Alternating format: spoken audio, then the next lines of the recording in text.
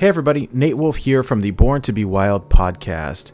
Every time a new set comes out, we do a full-blown card review show that's typically 7+ hours long. This time we broke things down and made separate video for each class, which I'll link in the description below. I made this quick mini episode for those of you wanting to cut to the chase and see what our top anticipated cards for Forged in the Barrens are and why we thought they were the best. Before we get started, a couple of things to keep in mind. We're a Wild podcast, so we look at these cards specifically from a Wild perspective. Typically, a card that's good in Standard just isn't good enough for Wild. In Wild, the decks are extremely fast, efficient, and refined, so to score well, a card needs to either be good enough to replace a card in an existing deck, or good enough to create a new archetype or revive an old one. Unfortunately, this doesn't happen all that often. Here's the scoring system we used. Cards were scored from 1 to 5, 1 being the worst and 5 being the best. 1 is unplayable, 2 sees fringe play, 3 is playable, 4 is played in meta decks, and 5 is meta-defining. Bananas might get nerfed. The way that we determine these scores is as follows. Each of us scores the cards individually, then our scores are averaged together to make the final score for each card. One final thing to keep in mind, these scores are just our opinions. While we are what I'd consider experts of the Wild format, none of us have played these cards yet, and we very well could be wrong in our assessments. We do not recommend crafting anything right off the bat. Rather, wait a week or two and see how things shake out before crafting or dusting anything. And without further ado, here are our top 15-ish cards from Forged in the Barrens. First up, we have 6 cards tied with a score of 3.25, which we consider playable. The first card is Overlord Saurfang. This is a warrior legendary 7 mana 5/4 with Battlecry. Resurrect 2 friendly frenzy minions. Deal 1 damage to all other minions.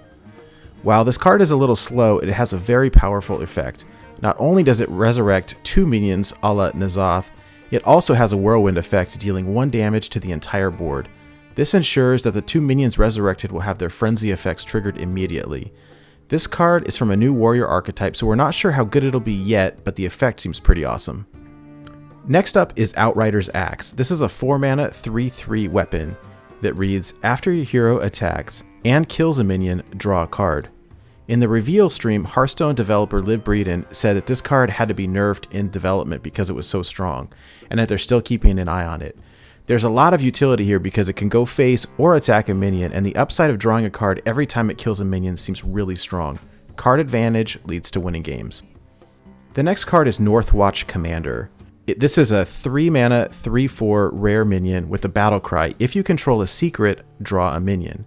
Not only does this card have good stats for the mana, but with Paladin secrets costing only 1 mana, this card is very easy to proc. As we all know, drawing and tutoring cards is great, as is thinning your deck. We think this card will be a key minion in the new version of the Secret Paladin archetype.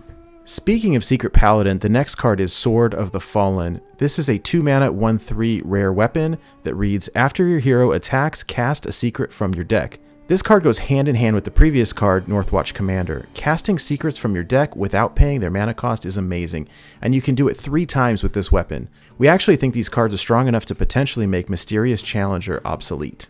The next card up is Varden Dawngrasp, the Mage Mercenary. Varden is a 4 mana 3/3 legendary minion with a Battlecry. Freeze all enemy minions. If any are already frozen, deal 4 damage to them instead. While we're not quite sure what deck Varden fits in, we all agree that they're very powerful. Varden is essentially Frost Nova on a stick, which you can combo into a board clear or use to buy yourself a turn. We see this card potentially being played in Mozaki Mage in place of Frost Nova and are interested in exploring Varden's other possibilities. Finally, we have Wildfire. This is a 2 mana epic mage spell that reads, increase the damage of your hero power by 1. We think this card is great because it's a permanent upgrade to your hero power for the rest of the game and you can play it twice. It has to be the right deck, but a 2 mana hero power dealing 3 damage seems incredibly good. We are wondering how this card interacts with Frostlich Jaina, which is still to be determined, but the possibility of dealing 3 damage and creating a water elemental seems amazing. The next 5 cards are all tied with a score of 3.5, which is somewhere between playable and played in meta decks. First up is Lushwater Mercanary. This is a 2 mana 3/2 Murloc with a Battlecry. If you control a Murloc, gain +1/+1. Speaking of bringing back old archetypes, it looks like we may see a resurgence of Murloc Shaman, and if so, this card fits into the deck easily. It's strong when played on curve, but should be very easy to proc its Battlecry. Next up is Cannonmaster Smith. This is a 5-mana 4/4 Paladin Legendary with a battle cry. Transform your secrets into 3/3 soldiers. They transform back when they die. Again, we're back to the Secret Paladin archetype. Here we see the devs take a real think-outside-the-box approach, which is very interesting. There's a lot of value here, especially when combined with a card like Animated Broomstick, where you can potentially convert your secrets into minions, clear the board, then turn them back into secrets. We'll have to play test it, but in theory it sounds like a really strong effect. Next up is Knight of Anointment. This is a 1-mana 1/1 minion with a battle cry, draw a holy spell. We can easily see this card slotted into any Paladin deck. As I'll keep saying over and over, drawing cards is good. All Librams are holy spells, so if you're playing pure Pally or Libram Pally, you'll draw your Librams. In looking at Odd Paladin, this card will draw Blessing of Might, Blessing of Authority, Divine Favor, or the new spell Conviction. Next up is Runed Orb. This is a 2-mana mage spell that reads, deal 2 damage, discover a spell. There's a lot of utility here. This card can go face, and the discover mechanic is fairly strong. We can see this card slotting into both Quest Mage and Mozaki Mage.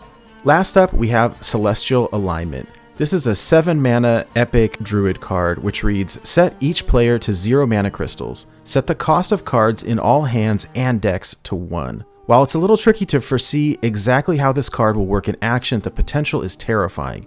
Druid is great at ramping and has an endless supply of giant minions, so it's only a matter of time before someone like Concerned Mom or Clark Hellscream breaks the meta with this card. Next up, we have 2 cards that are tied with a score of 3.75, which is right on the cusp of played in meta decks. First up is Conviction. This is a 1-mana epic paladin spell that reads, give a random friendly minion +3 attack. At 5 mana, give 2 random friendly minions +3 attack, and at 10 mana, give 3 random friendly minions +3 attack. This card seems insane in Odd Paladin. It easily replaces Blessing of Might that has been long run in the 1-mana slot. I personally rated this card a 5. At worst, it's a Blessing of Might, but even if you play it on curve, it's a 1-mana deal 6 damage, and at best, it's a 1-mana deal 9 damage. Next up is Refreshing Springwater, which I also personally rated a 5.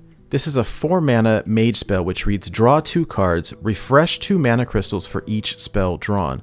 This replaces Arcane Intellect or some other draw card in Mozaki Mage. Drawing 2 cards with the high probability of refreshing mana crystals seems absolutely bananas to me. You won't be running this card in every mage deck, but in the right deck, it's a powerhouse. The next 3 cards are tied with a score of 4, which we think will be played in wild meta decks. First up is Tasman Rome. This is a 3-mana 1/3 legendary warlock minion that reads, whenever you cast a shadow spell that costs 1 or more, add a copy to your hand that costs 0. You know what's great? 0 mana spells are great. When we look at the shadow spells, we have things like Defile, Sense Demons, and Twisting Nether, but where I really see this card being played is in Darklair Warlock with Power Overwhelming. You get 2 Power Overwhelmings for the price of 1. Next up is Firemancer Fleurgal. This is the Shaman Legendary 2-mana 2/3 Murloc that reads, after you play a Murloc, deal 1 damage to all enemies. The writing is definitely on the wall for the resurgence of Murloc Shaman, and this card fits in the deck easily. We compare this card to Arcane Flak Mage in Mage, or Altreus in Demon Hunter. Its ability is super easy to proc, and when paired with a card like Toxin Fin, is a full board clear for only 3 mana. Last up is Scab's Cutterbutter, or as we lovingly call him, Stab's Nutterbutter. This is a 4-mana 3/3 legendary rogue minion that reads, combo. The next 2 cards you play this turn cost 3 less. Cheating mana is great, and while this does take a combo to activate, the ability to play the next 2 cards this turn at a reduction of 3 each seems like some insane value. We need to test this card to see how it works in action and how good it really is, but the possibilities seem really scary. And now for our number 1. Our top scoring card at 4.25 is Wicked Stab. This is a 2-mana common rogue spell which reads, deal 2 damage. It upgrades when you have 5 mana to deal 4 damage, and when you have 10 mana to deal 6 damage. No matter how you look at this, it's a lot of damage for a little bit of mana, and can often be a 2-mana Eviscerate or a 2-mana Fireball. Also, we don't think this replaces Eviscerate, it just adds to it. Alright, that's it for our top cards for Forged in the Barrens. For our complete set review, please see the links in the description below. And for more wild content, check us out at www.borntobewildhs.com. Thank you for watching, and have a great day.